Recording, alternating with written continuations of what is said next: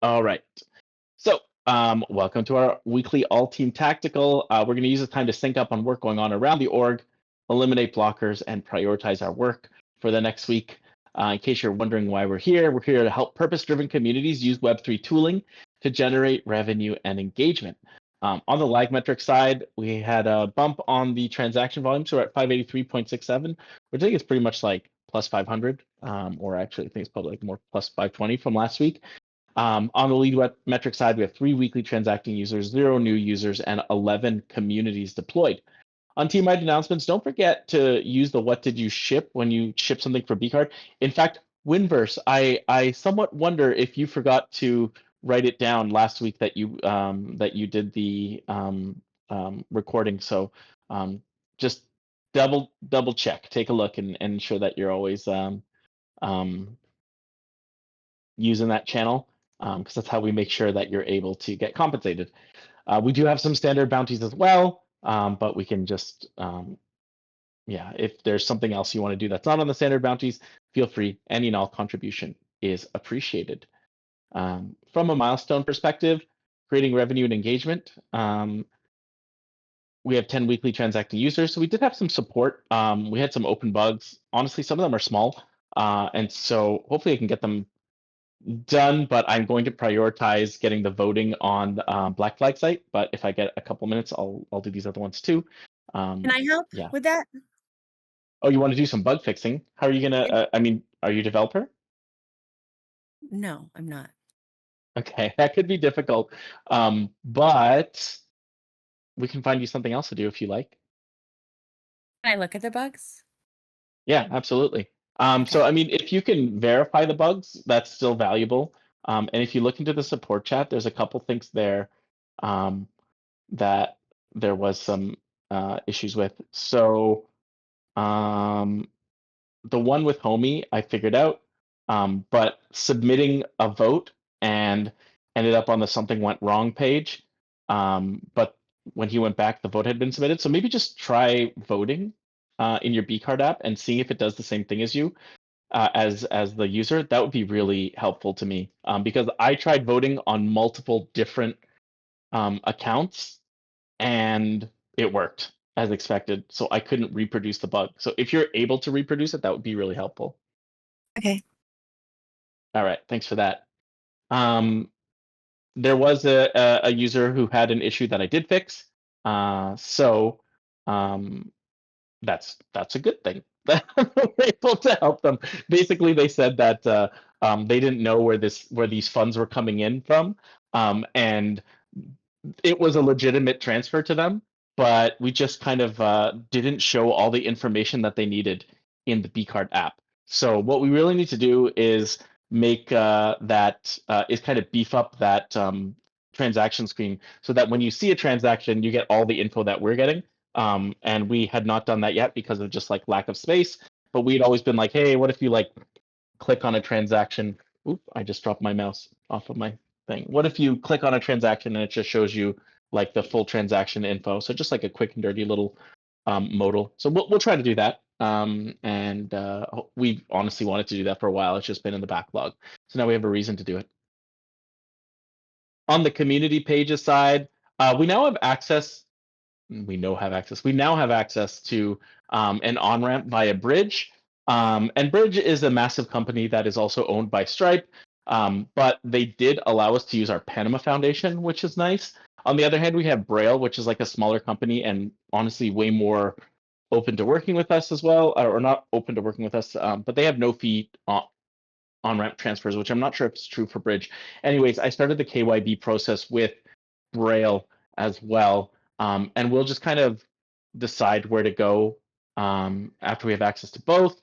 Um, the real like potential here is, hey, you're a community member or you're interested in a community, you have no crypto whatever, you don't care about crypto, but hey, you just want to be part of this community. Well, here's a way for you to be part of it just by using ACH, or even better, a credit card or something like that. So we will have to see, but according to Bridge, I don't know if this is true for Braille. According to Bridge, it's even possible for us potentially to accept payment from like a card and issue stable coins, which honestly opens up even more than I thought it would. I don't know if I don't know how legal this is though, because that sounds like money transmitting to me.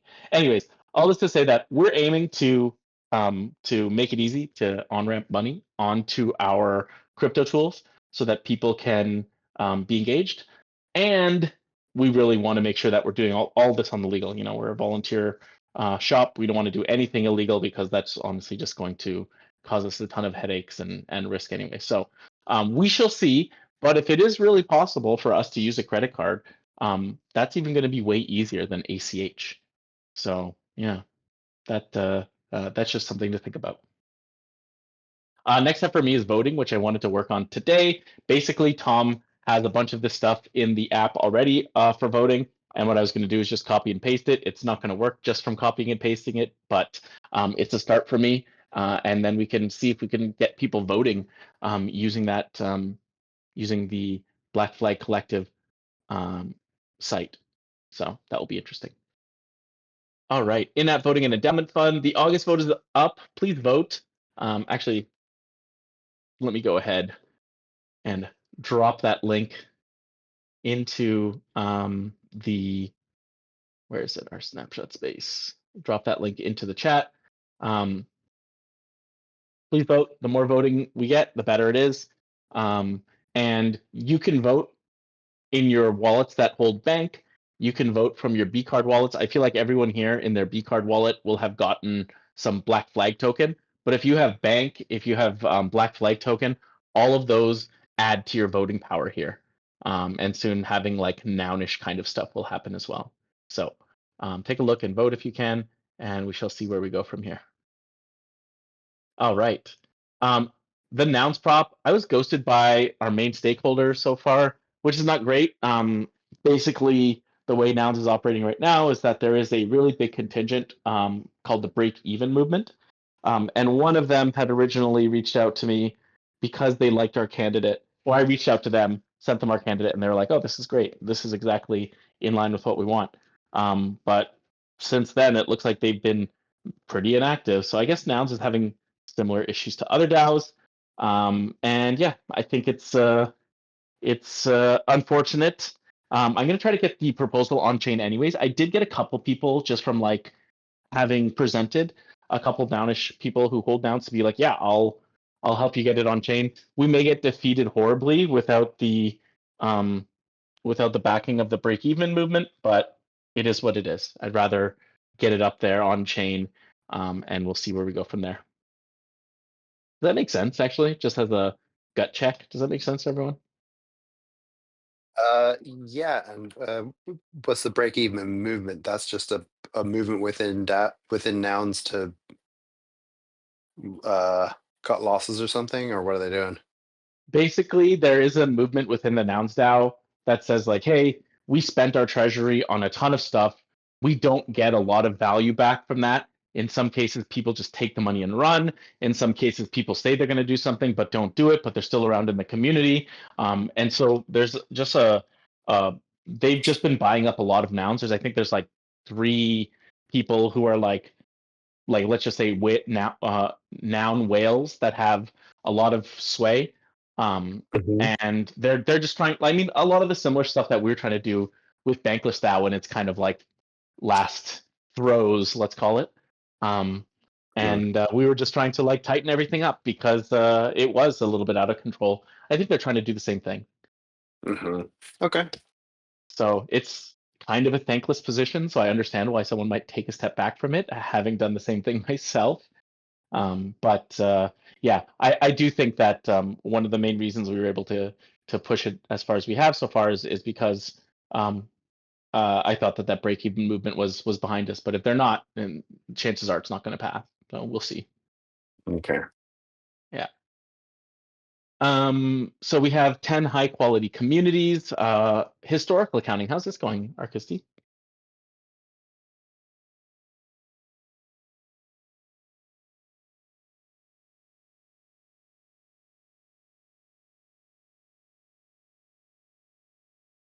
I can't hear Christy. Can anyone hear him? Nope. Uh-oh, I think you're rugged, Richard.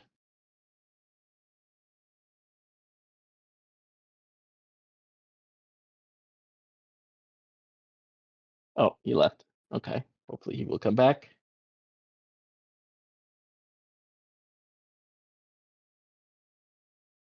Can you hear me now? Yes, now I can hear you. Okay, yeah, no, I didn't make much progress. I'm kind of having challenges getting back from my extended vacation. Yep. Okay. Cool. So that's I'm assuming it's the same for the blog post. Yeah. Okay. Progress. Yeah, we did have Splits reach out to us. I told them that we were kind of like still figuring it out. So yeah, we're still figuring it out.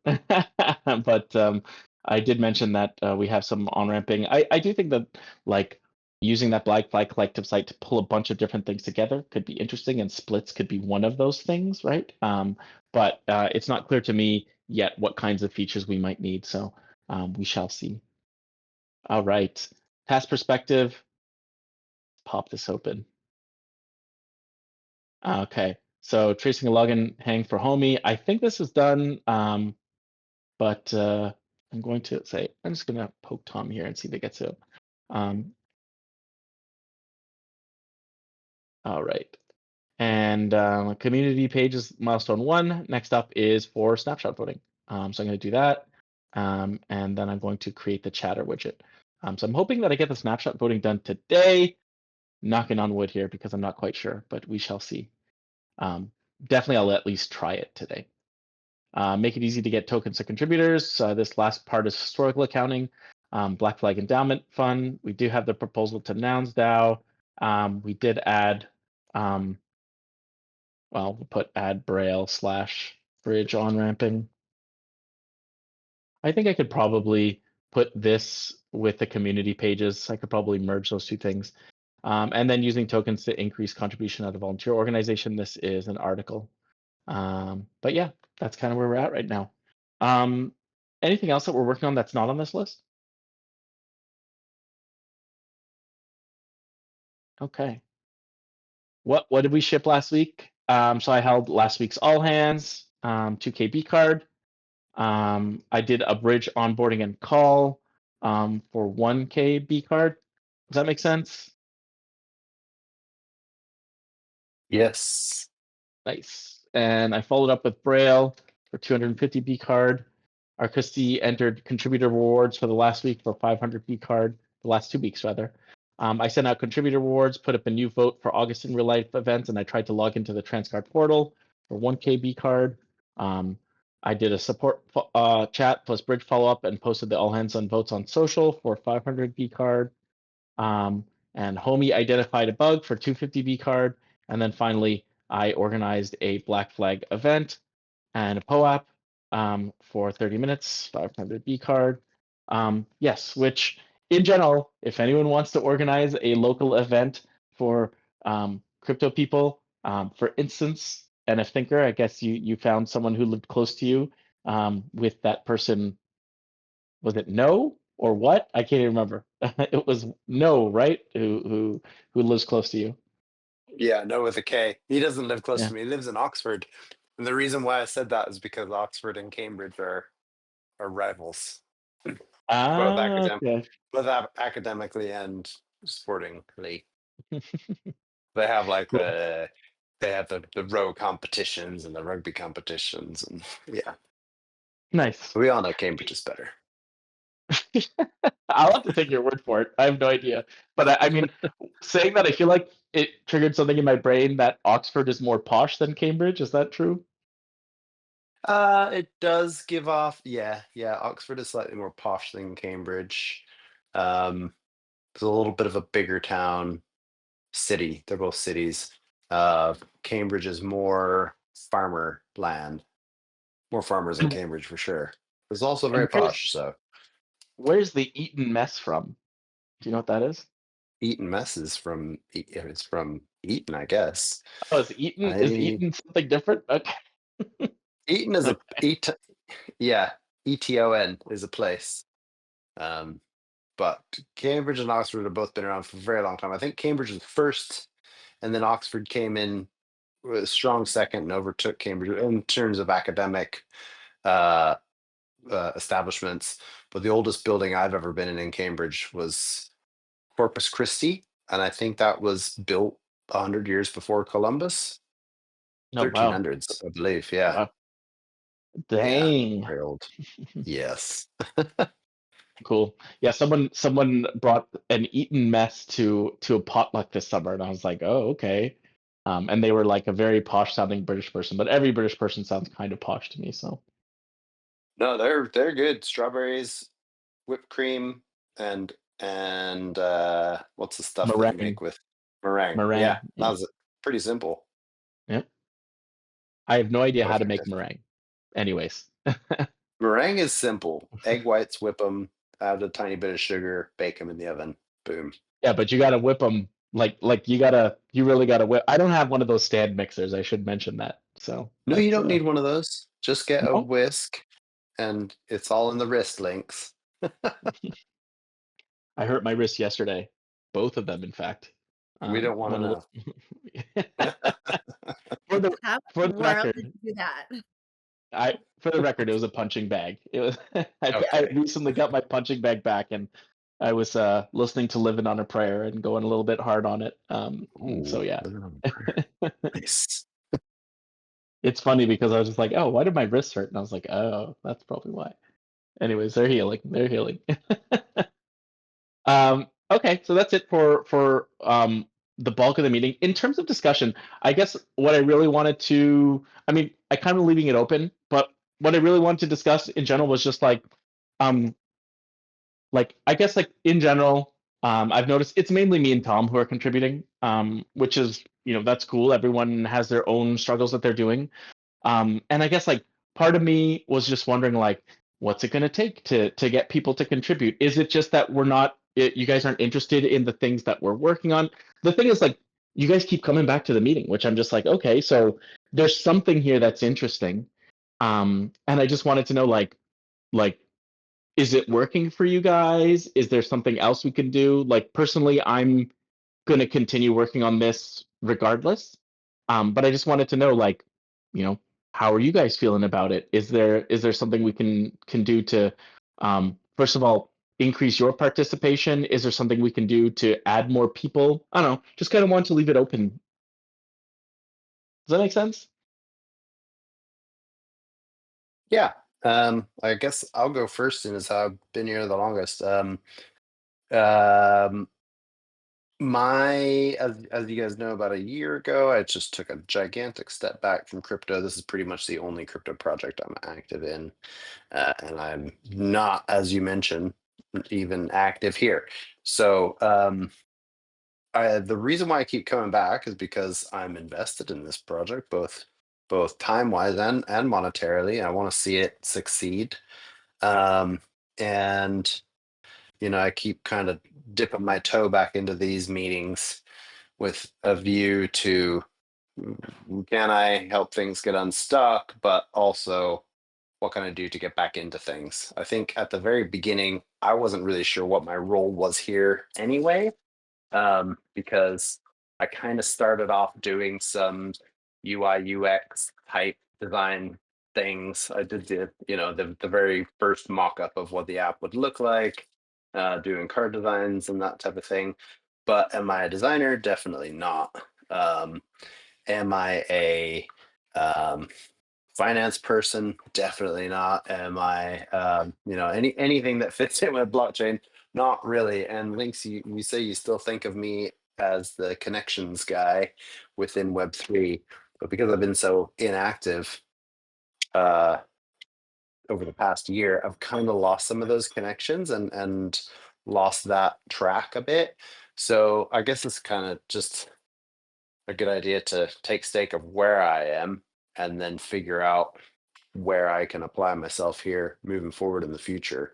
So I'm open to suggestions. If you see somewhere that you think I can help, let me know and I can try and jump in there. Or if you see somewhere that just literally needs a person to look at something, whether I would be the right person for it or not, but you need help, then let me know on that front as well. So open to tasks, not going anywhere currently, just kind of floating and seeing where I can help. Does that make sense?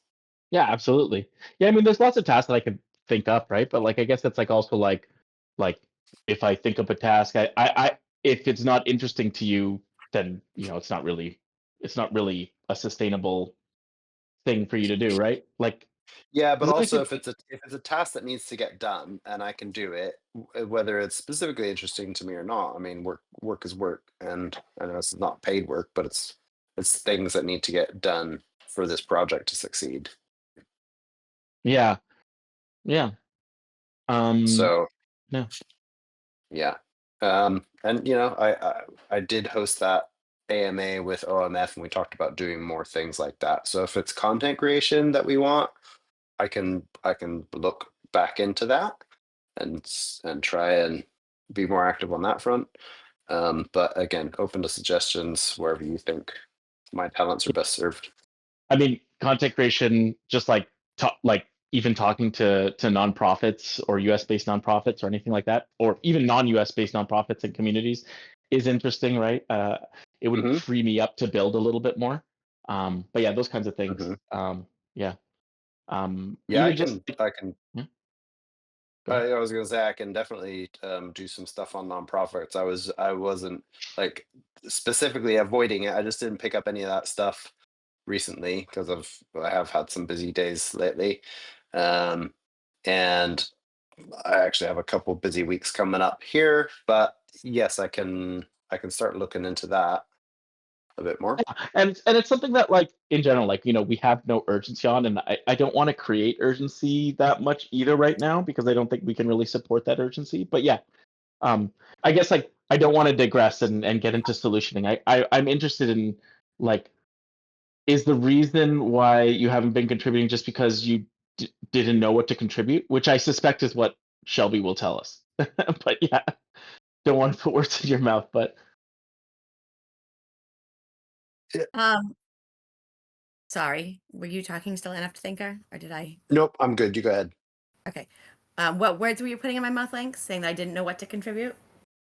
I guess like I don't think it's been. I think you've been looking for ways to contribute, and it hasn't been super easy. Like we tried a couple things, but I guess like same questions to you. Like are there things we can do to help you contribute more? Are you happy just the way with things the way they are? Why are you coming to the weekly meets?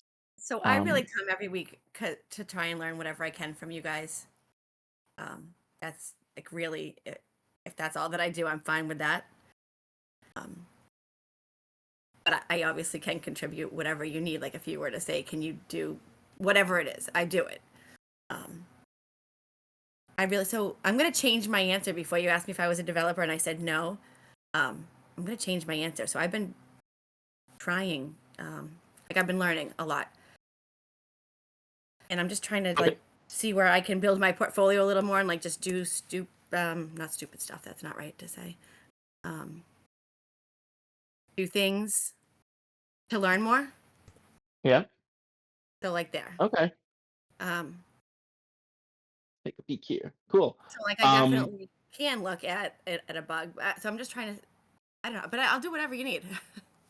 Okay. All right. I'll take a peek at this in a bit. But yeah. Okay. That's interesting to note because like basically to get you actually contributing, um, there's probably a series of steps I can write down where basically you're forking some of our repos and then putting a pull request in so that we can put that stuff into production. Yep. Yeah, let me just take a look at that stuff.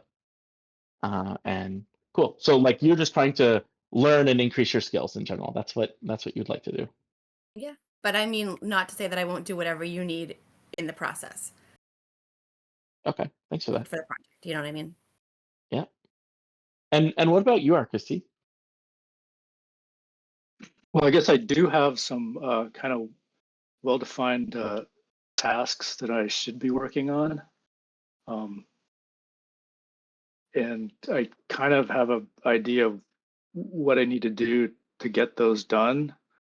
Maybe the article one is maybe not as that's more of an experiment for me, but for me it's kind of a challenge, like dealing with the other stuff that's going on, and I keep thinking that I'm going to get ahead of everything, but more stuff kind of comes up and sort of I guess discourages me. Yeah. Is it stuff in the project that's discouraging you, or? No, not in the like outside of the project, but and then I guess I would say like kind of the same as NF Thinker. This is kind of the last Web3 thing that I'm active in. The other stuff is kind of like petered out, or I've stopped doing it. And I'm still very interested in it, and I want to like stay engaged. And this should be an opportunity to do that and kind of experiment with things that like I'm interested in, because I'm not like interested in like all the stuff going on in Web3. Like I mean I'm not really into the like speculation stuff and all that whatever, but I'm kind of interested in like understanding how the technology can be useful, and figuring out ways to use it. So that's kind of why I'm still trying to hang on here. Okay. I guess like the reason I'm asking the question is mainly because I want to make sure that like we're a community too, right? And so like I was thinking recently about like, oh, okay, I see for instance, I recently was thinking about joining two communities, one called Art Chad, and it's really just this dude on YouTube, like he's like this Gen Z dude, and he's just like, join the community, and he has this kind of like Patreon flow where it's just like, no matter how much you donate, you're in the community. And I was just like, oh, that's interesting, because it's kind of like how people joined Bankless now, right? Like there was someone who was kind of like on YouTube regularly posting content, and then people who felt the same way as this person kind of joined up, right? And I was like, okay, that's really interesting. And I think it kept people interested, because there was like, you could always count that there's going to be new content coming. And it was like content that was interesting enough that you would stop and watch for however long. I mean, confession, I never watched any Bankless episodes except for one. I wasn't really interested in what Bankless was saying, but I was interested in the kind of values. And then this other community was really around like, hey, we are going to do advocacy for you. And so and it's a community that I've like been donating to in the past, but it's really just like privacy advocacy. And the reason and it got me to thinking like, okay, well, maybe the core things that we're doing here, like building this product, maybe that's not the thing that's going to get people to kind of stick around, the thing that's going to get people to contribute. Like, I almost wonder, do we need something else? And then the product itself is just like, if we liken it to a city, it's just like, do we have like is that product like one neighborhood in the city? Anyways, I don't know. These are all kind of disparate thoughts I was just thinking about this week, but yeah. Any thoughts from my word salad from anyone there?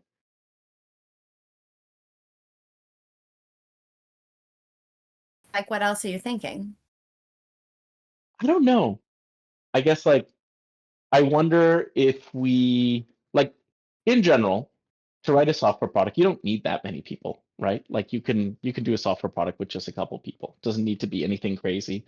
And maybe that's why our group is the size that it is. Hey, we don't actually need that many people. But if we wanted it to get larger, then we like I think that my aspiration is that we're able to bring together people who are, in some ways similar to Bankless now. We're able to bring people who have like the same values, and everyone's kind of pursuing their own ends. And it made me wonder, oh, do we need, like, should we partner with someone who's already making the kind of YouTube content that we like, and just like, I don't know, somehow work with them? I don't know. Do we create like a kind of advocacy thing where we're advocating for a certain thing? I don't know, right? But these are all just like open thoughts that I kind of just want to discuss. You just make a YouTube channel with content on it? So we have a YouTube channel with content on it, but like in general, like, I don't know how to make good content. Honestly, I don't have the time to make as good content as something else. The time that I could be spending on that would probably be better spent making our product better. Mm. And the content that we put on our YouTube channel right now doesn't really get a lot of views, right? Like it gets like less than 10 views a week for what Winverse is putting up there. Not that it's not useful. People use those videos to catch up often. Like I think I told you at the in the summer that like a ton of people have said to me like, oh yeah, I watched the video. I watched the meeting on YouTube, right? So there's value there, in that, it's on there, it's open, and anyone can kind of just hook into this weekly meeting, even if you aren't able to make this time slot. But yeah, I don't know. We could make a YouTube video, a YouTube thing, but then how would we put content on it, right? Like that. I don't know. I have a YouTube channel that I don't use right now with a bunch with like, I don't know, a decent amount of subscribers and followers. Yeah. And what kind of stuff are you Nothing. putting on it? Nothing on it right now. I deleted. It's nothing. It's blank. Okay.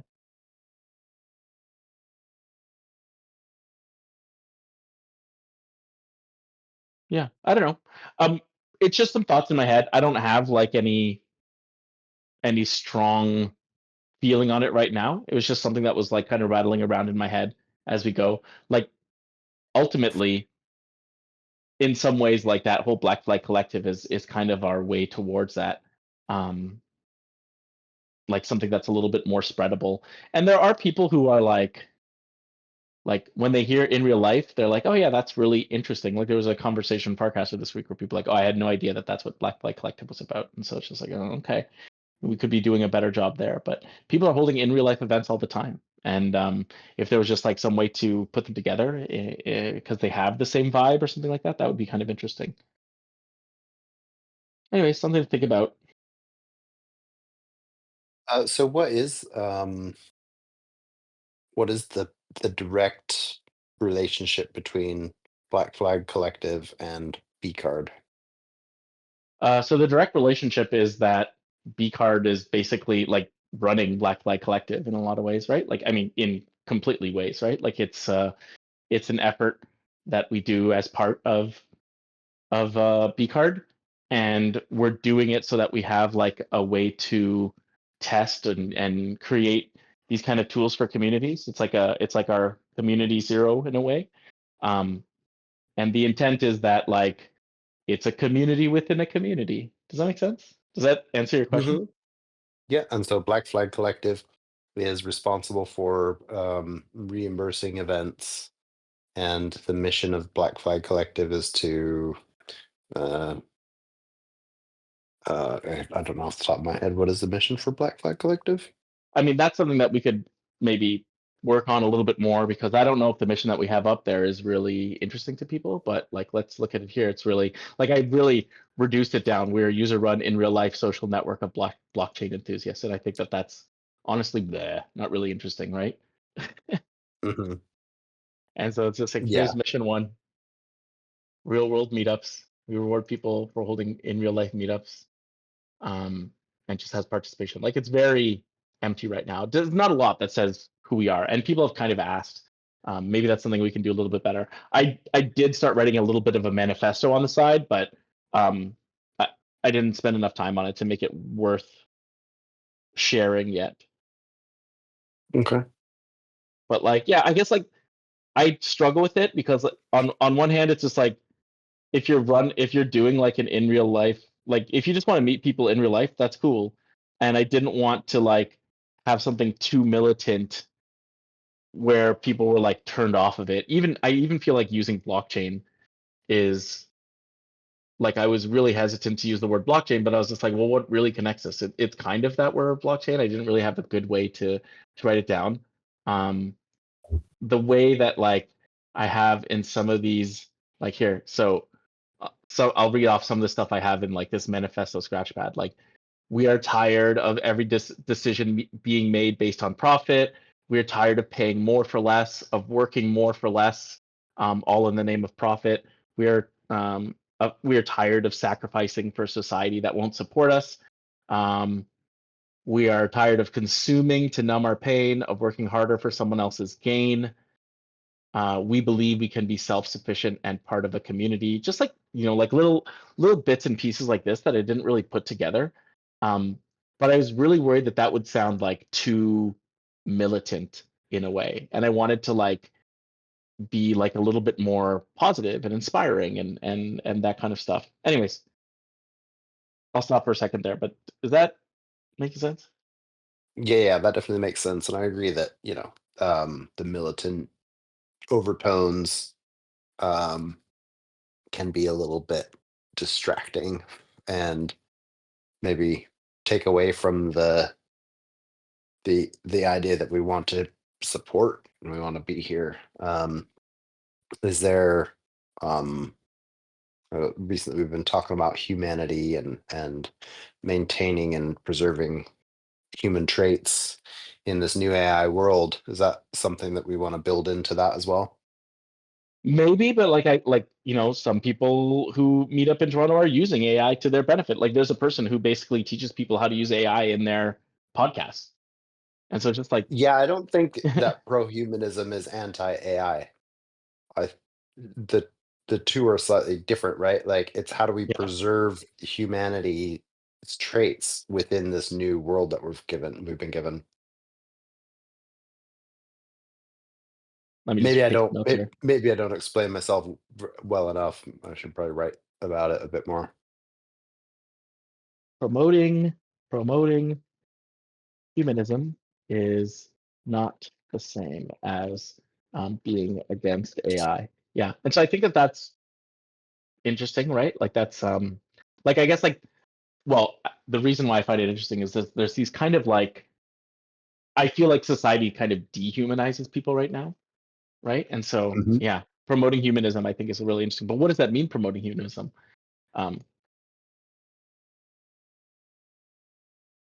I mean, embracing culture, embracing human flaws, embracing uh, equality, etc. Um, yeah, I guess it's really a case of looking at what does transhumanism bring us, right? We're currently in a human AI cocoon that's going to form some new butterfly, and it's going to be called transhumanism. um, how do we optimize for preserving humanity? yeah, yeah, I think that's really interesting. And like, there's something around the humanity, but there's also something around like one of the things that I really liked about Bankless DAO is it felt like there was a lot of people who were willing to take action, and they had their own projects, they were doing something, right? Um, is that something different than being human? But I guess like it's like I guess like I almost like put it against like, hey, you could scroll on a feed or you could do something, right? I don't know. Does that make sense? Yeah, that does make sense. Um, yeah, you can plug into your VR or you can go out in the real world and interact. Um, and the the more we steamroll towards having these interactive devices plugged directly into our eyelids, having an AR overlay on your contact lenses and getting real world information. You look out the window and see the trees and It will tell you when they're going to go into bloom, because they go into bloom after so many days of sunlight per year. And you just look at the tree and it gives you all the data, and you think it and you see it. And that's great. That's what AI brings us. That's what the machines bring us. That's what all this, this cyber morphic technology is going to provide for us. But on the other side, like, what are the things that are important to us that are being eroded by that privacy? One is one, like, maybe we need to list some human tenets, some things that humans are, for lack of better words, god-given rights.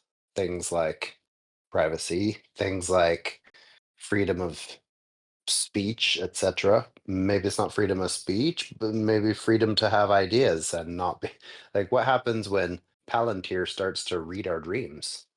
Well, Yep. then we're fucked. Yeah. Right? Predictive policing.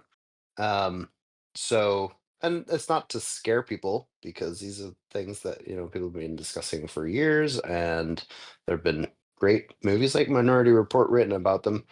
But in realistic terms, how do we go about maintaining and preserving our human rights in a world of AI? So I know it's kind of off topic, and it's not really what we're doing, but it is something that is important in the realm of blockchain, because we want to give people self sovereignty. We want to give them the ability to access permissionless banking, etc. All the stuff is linked into that, because the closer we get to Palantir's um, utopian vision of predictive policing, the further we get from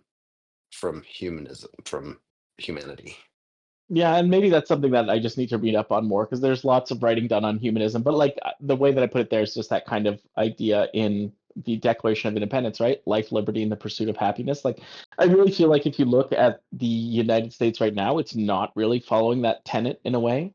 I mean, I'm sure there are people who would disagree with me, but like, that just like the idea that, um, yeah, I guess like I've always like when I was a kid, I used to like look up to the United States in that like, hey, like people are free to do what they want, and that idea of freedom was really powerful to me, because it was in some ways like you have to like do your own like you have to do your own work, but if you do your own work, then you can succeed and fall on your own merits.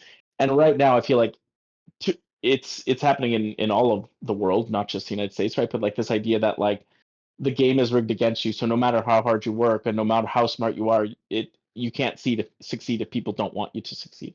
If certain people don't want like what you're doing, then they can just crush you, right? Like that's that Mhm. pursuit of happiness aspect of it. I felt like was really something that people in Bankless DAO understood or like agreed, like the game is rigged, right? Mhm. And I think that that is the game is rigged to the detriment of humanity. Yes. Yeah, absolutely. And in many ways it is. Just looking at traditional finance and banking, that's why Bankless had such a draw. And that's why we decided originally to use the name Bankless Card, Mhm. because um, of what it means to people. You know, it was the mimetic value of that name, but B, it was what that name actually means. It was the idea that anybody can have access to on-chain banking without having to give away their private details, without having to be politically persecuted. And I feel like we're an extension of that. At least that's what we're passionate about. At least that's what I'm passionate about. Don't want to speak for anybody Yep. else, but it seems like we're all in that same sort of mindset, that we want to do this for the good of humanity. Um, And so, yeah, maybe that should be a bit more of a focus, or maybe be built into our mission, vision, values somehow.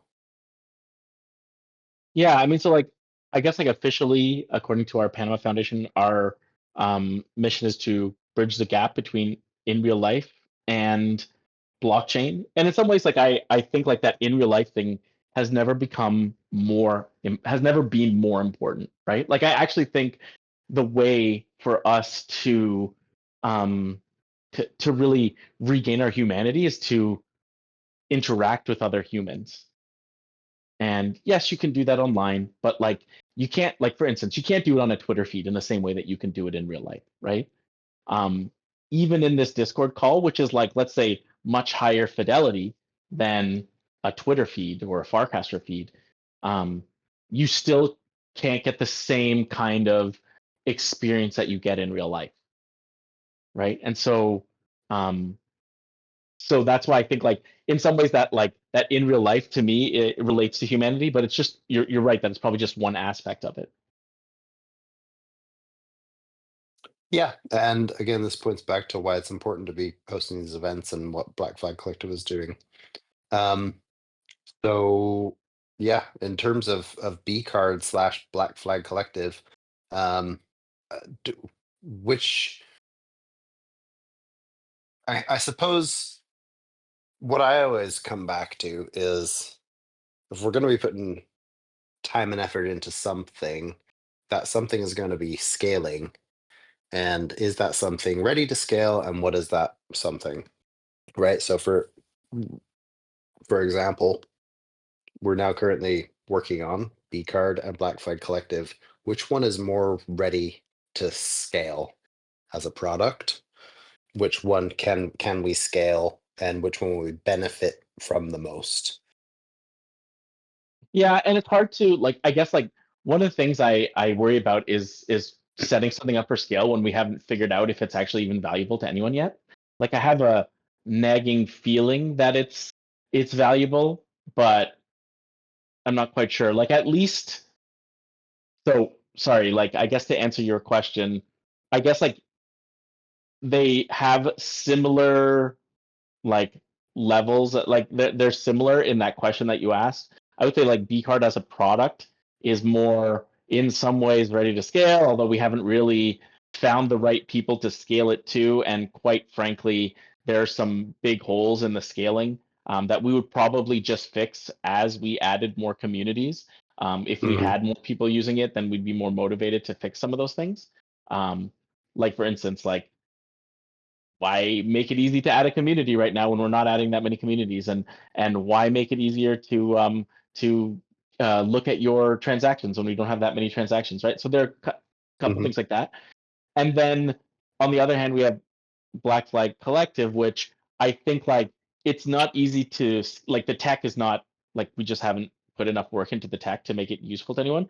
But having in real life events is actually super useful in the moment. Like you just have an event and um, everyone finds value in those when you have them. Like I there's something there that just like having an in real life event, like that's valuable. Whether or not you ever have one again, whether or not um, you ever see any hint of it online, it's valuable to the people who are there, because every single person who shows up, typically they come back.